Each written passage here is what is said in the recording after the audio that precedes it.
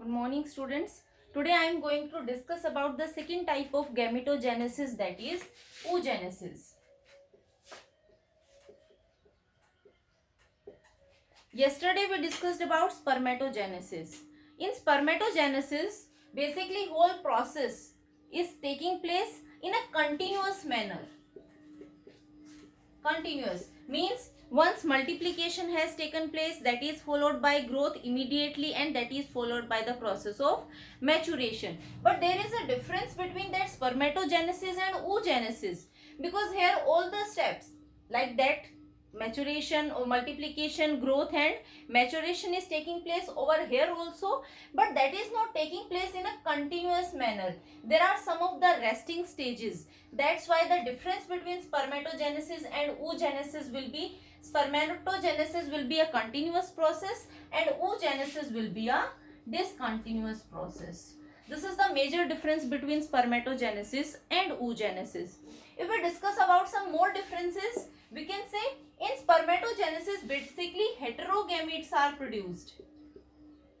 Why heterogametes? Because we discussed that half of the male gametes are carrying X chromosome and half of the female gametes are carrying Y chromosome. So two type of gametes are there containing different chromosomes.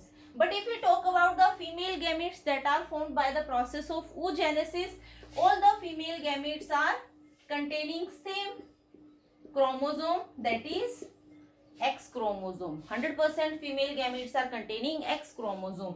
So homogametes are basically produced by the process of oogenesis. These are the differences between oogenesis and spermatogenesis. Another difference can be here motile gametes are produced that are small in size, while in oogenesis the gamete produced are non-motile, non-movable, plus they are large in size. This can be another difference. If we talk about similarity, what is the similarity between spermatogenesis and oogenesis? First similarity is both are having all the three phases.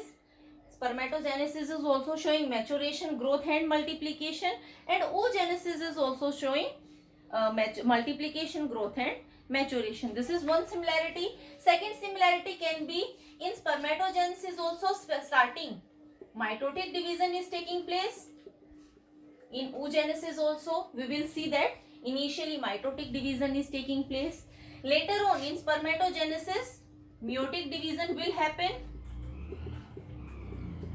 and here also meiotic division will happen. So these are some of the similarities and differences between oogenesis and spermatogenesis. Now let's see how oogenesis is taking place. What are the different steps that are involved in the process of oogenesis? Meaning of oogenesis is simply again forming haploid cells. These specialized haploid cells are basically ovum, which are female gametes. These are produced from the egg mother cells. Again, this process is containing three phases, that is multiplication phase. Second one is growth phase. And third one is maturation phase. And we are going to discuss each and every phase in detail. See, multiplication phase simply means here mitotic division will take place and number of cells are going to increase. Growth phase means here cytoplasm and nucleus content is going to increase. Then maturation phase simply means here meiotic division will take place and finally haploid gametes will be forming. Now let's see which type of cells are undergoing maturation. If you remember, we discussed the structure of ovary. And when I taught you the structure of ovary, I said there are basically two membranes. The outer one is peritoneum, and below this peritoneum germinal epithelium is present. This is how germinal epithelium is present below this peritoneum. This is visceral peritoneum and this is germinal epithelium. Now, we were talking about the first step, that is multiplication, and we said that mitotic division is taking place in multiplication.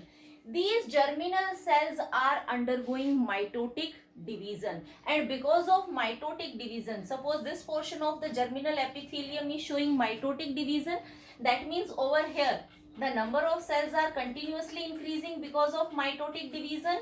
This is the stroma region.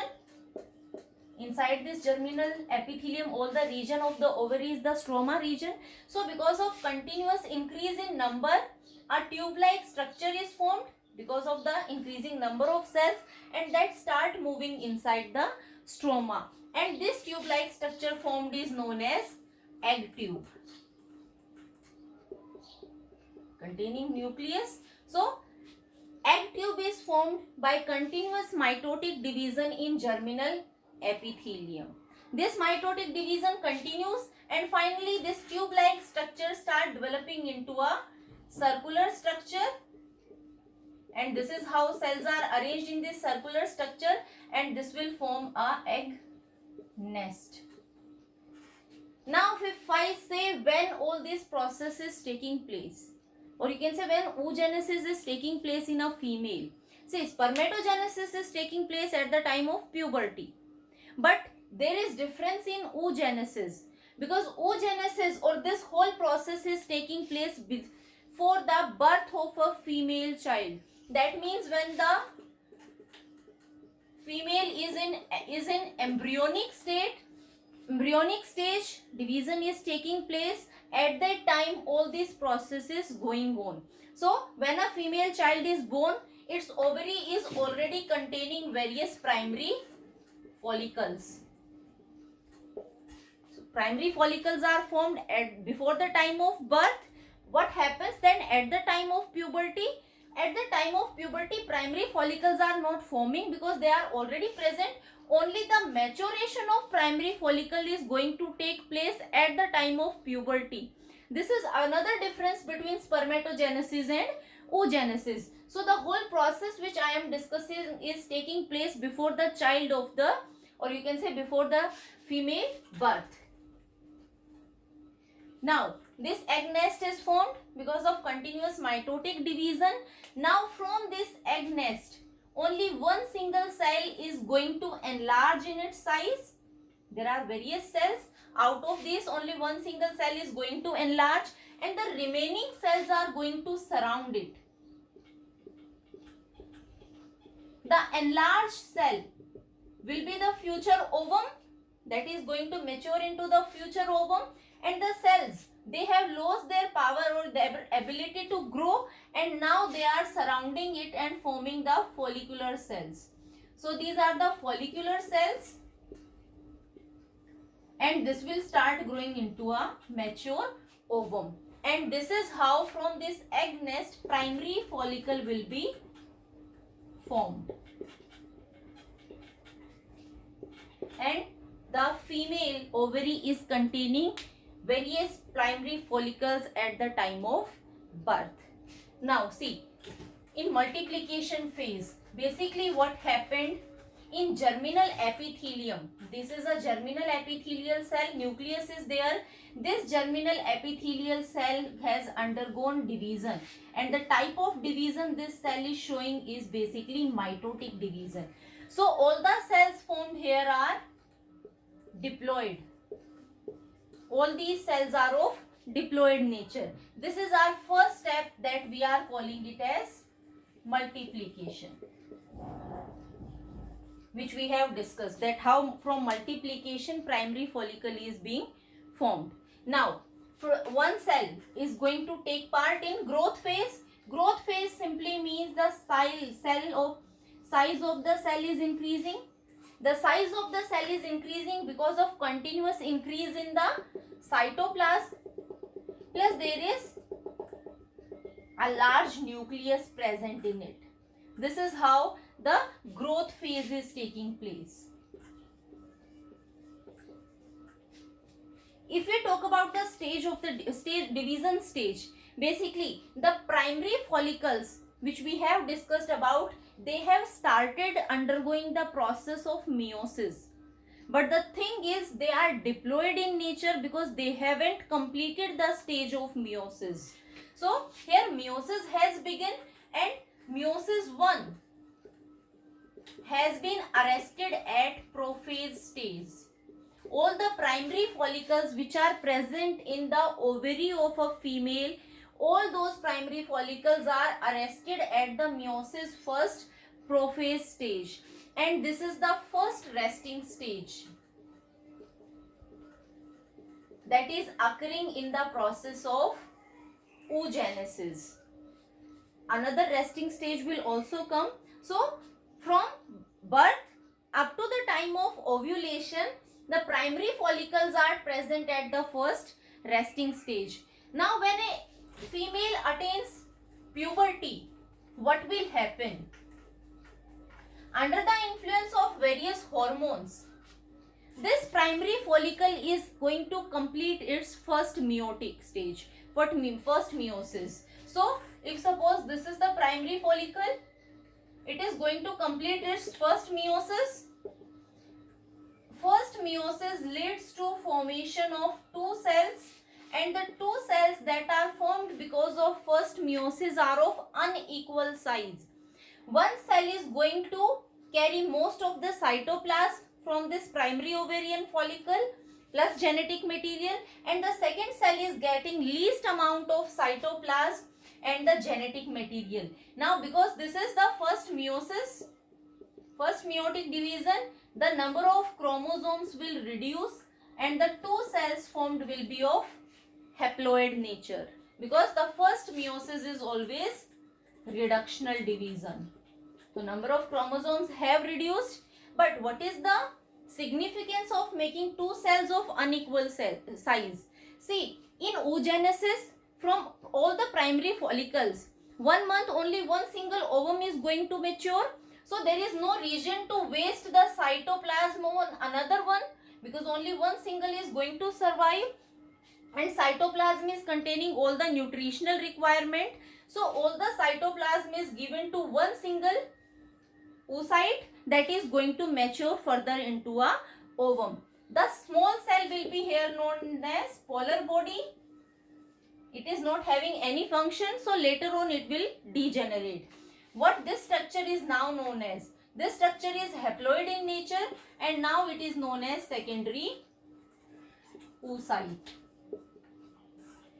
This secondary oocyte, this is important to remember, because in females when ovulation takes place, ovulation means when ovaries are going to release ovum, that ovum is always present at this secondary oocyte stage. That means from mature Graafian follicles, the ovum is released at this stage.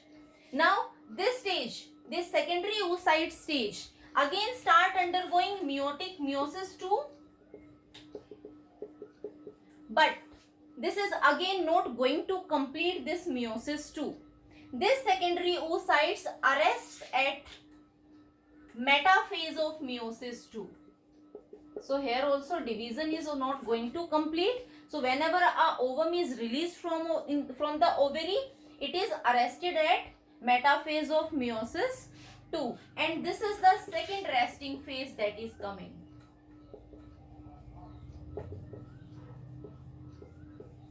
The first resting phase was at primary follicle stage, that was arrested at meiosis 1 prophase. The second resting stage is at secondary oocyte stage, that is arrested at metaphase meiosis 2.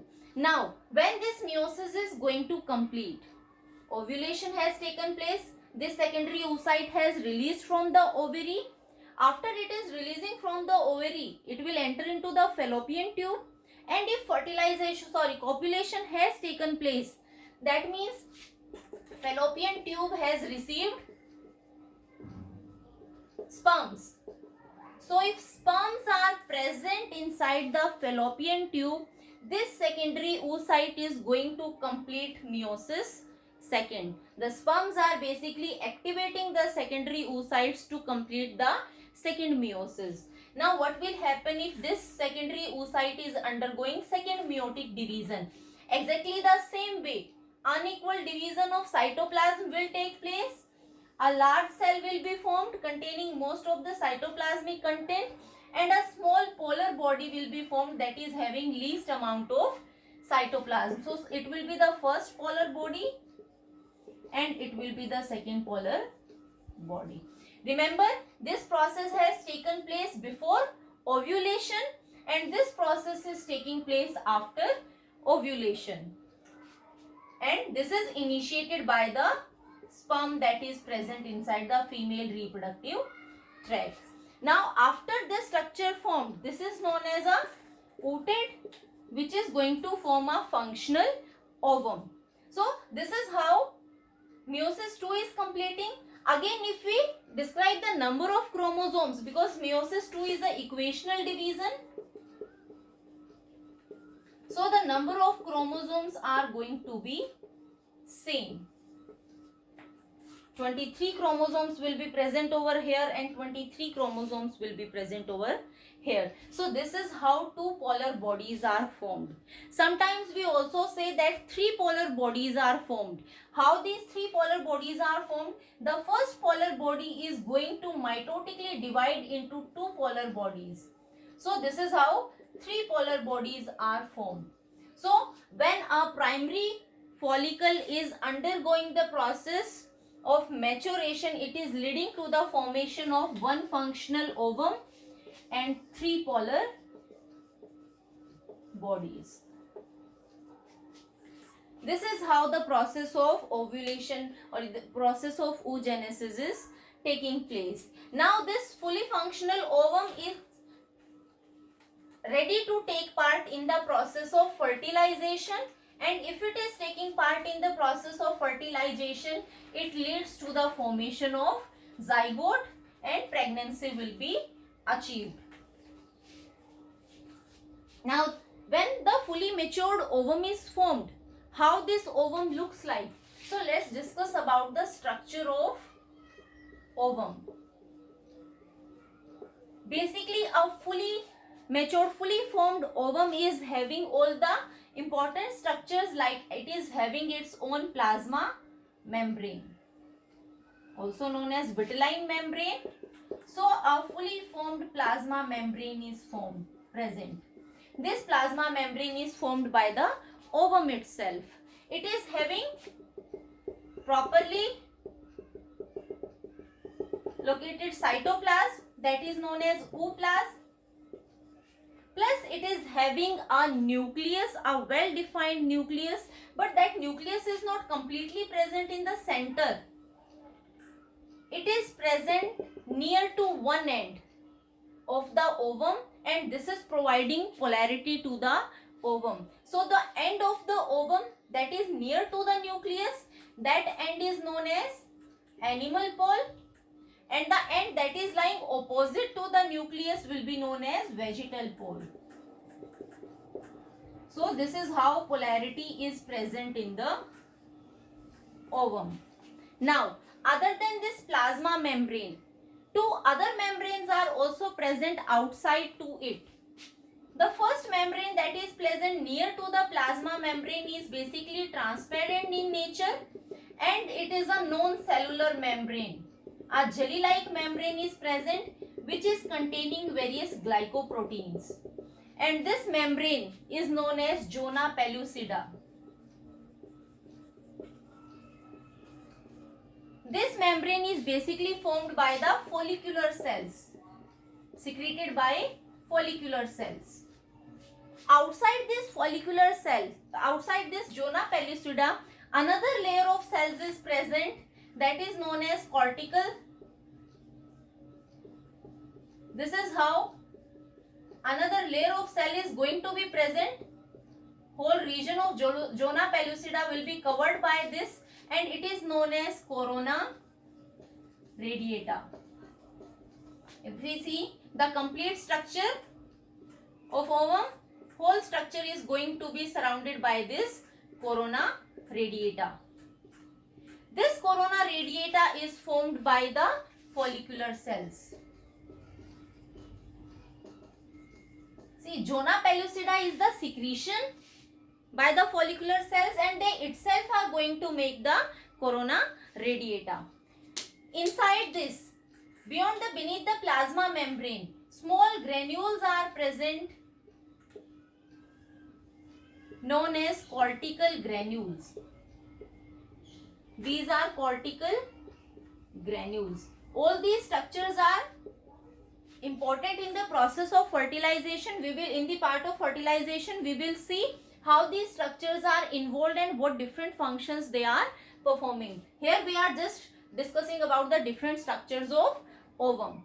So cortical granules are present beneath the plasma membrane, plus the nucleus that is present over here is known as germinal vesicle.